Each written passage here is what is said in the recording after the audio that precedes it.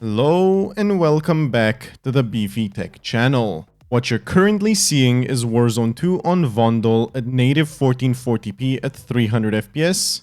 That's me tabbing out, activating frame generation, and suddenly doubling my FPS. No, this is not a fluke. Indeed, you are now able to enable frame generation on any game supporting DX11 and DX12, and as you can see, it's at 1440p, 100% render res that you're able to pull these crazy frame rates at. The machine I used to pull this off is the one in front of you. It has a 7900 XTX, a 7950 X3D, and DDR5 6200MHz at CL30. I switched to it for the entirety of 2 days specifically to test out frame generation, and I decided to record using a camera so I can show you how to turn it on. Basically, if you have the driver, you just click a button and boom shakalaka, frame generation is working, no issues.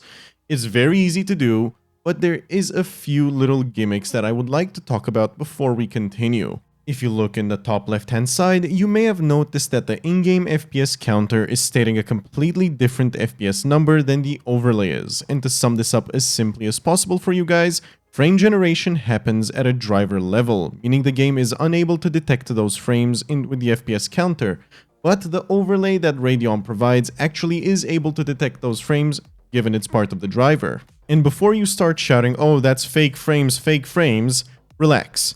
You are still seeing those frames as long as you have a monitor that has a high enough refresh rate.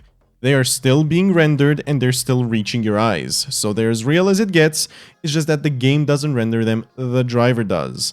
And as a result, it also does add a bit of input latency. What you may have noticed is that there's a essentially lag counter in the top right hand side showing how much latency frame generation is adding. So the question is it worth using frame generation? Given it does make your FPS so much better and it doesn't look bad at all because the FPS is so high, with the downside of it being that it hurts latency. So if you don't have a monitor with a high enough refresh rate, is it even worth using given it just adds latency and you can't see more than said refresh rate anyway? Well, that depends. I'd recommend trying it out yourself and seeing how it feels. I've personally found it to be incredible to use. I've actually been using it, and whenever I don't use it, it feels like my game isn't as smooth. The reason being is that with frame generation, I'm easily able to hold above my monitor refresh rate, which is 270. Meanwhile, without frame generation, I will be occasionally dipping below the monitor refresh rate, which will make the game feel less smooth. Frame generation obviously overkills the FPS in most of the maps, as you may see, but that's a good thing, because it means you'll never be below your monitor refresh rate in any circumstance ever, and that right there is what will make the game feel buttery smooth. I do have to mention, I was also using Backlight Strobing when testing this, and it was a great experience overall. People might also be worried about how the game looks, but I have to mention, frame generation only looks bad when there's not enough frames to work with. And because the base frame rate is around 300 for this system, that is not a concern in any way, shape or form. The only real downside I would say to using this was the driver itself, which was quite frankly unstable all around.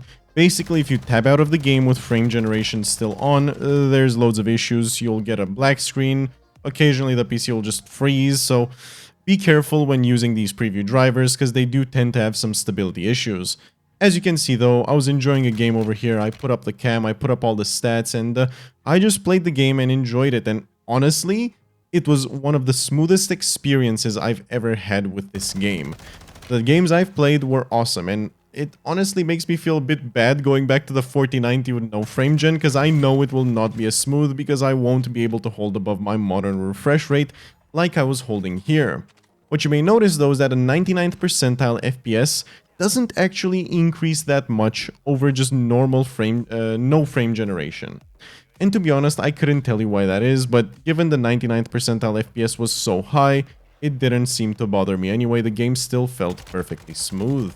Playing Vondel with resizable bar enabled on the 7900 XTX is a terrible experience normally. At least at native, I tend to get dips into the 160s. And you'll even see over here that the FrameGen FPS will dip into the 360s occasionally, down from 500 to 600, which are usually the spots where I would see those really bad dips on Vondel. This means if you have a 1440p 360Hz Asus PG monitor, whatever it was called, you will never dip below your monitor's refresh rate, and that is literally perfection. All you need is a 7900 XTX, this preview driver, and you can finally achieve 1440p 360Hz consistently no matter the map, no matter the situation, and in most cases, significantly more than that. I'm just gonna fast forward through the rest of this gameplay. To sum it up, frame generation actually works wonderfully on Call of Duty. It doesn't look bad, you don't notice the input delay that it adds, and it generally just makes the game smoother and more consistent to play on maps that are otherwise extremely unoptimized. The one massive downside that frame generation currently has is the driver that it comes with. So the preview driver is insanely unstable. I had a load of issues with it, and honestly, I don't know if it's worth the headache, but normally I'd consider putting up with a headache given how good it was to play with frame generation on in Call of Duty if it worked with dual PC streaming, which it doesn't. If you run duplicate mode on any dual monitor setup, it will instantly make frame generation not work, which is honestly a big deal for me because I recorded dual PC and I had to record with Radeon Relive to be able to circumvent that, and I don't really like that, to be honest with you. But maybe I'm just nitpicking. This whole fluid motion / FrameGen thing is awesome, and it works way better than I ever could have hoped for, so give it a try. It's so cool, you can finally get 600 FPS in Call of Duty. So I've basically been saying all of these good things about AMD fluid motion and FrameGen, how it's making the game so much better, and yet here I am not particularly planning to daily it. And you might be saying, haha, I knew it! The latency's getting you! And no. The latency actually is perfectly fine. Everything about it is perfectly fine when it works.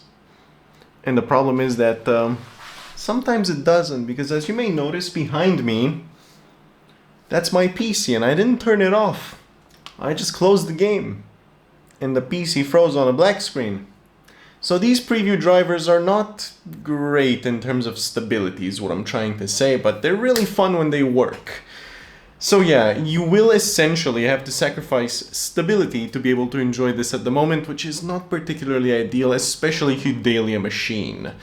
And to be entirely honest with you, the fact this doesn't work with a dual PC setup, so you cannot run duplicate displays at all when you have frame generation or fluid motion enabled, literally instantly is a big no-no for me because I run dual PC for recording. I had to use the Relive from Radeon to record most of these bits specifically because I couldn't record otherwise. So there's downsides to it is what I'm saying, but it's not the downsides you would have expected. The gameplay with it is actually amazing for Call of Duty. It looks really good. Like, I cannot tell FrameGen is enabled, and it's smoother than any other experience I've ever had on this game. And that's more than I expected to ever say about something like frame generation. But yeah. Basically, it's great when it works, but clearly there's occasional issues, so use it at your own discretion. You're gonna find the link for the driver down in the description, and you saw how easy it is to enable and try it out, so please do go ahead and try it out yourself if you don't believe me when I tell you that it's actually extremely good to use, even for a first-person shooter. Have a good one, enjoy, and see you next time.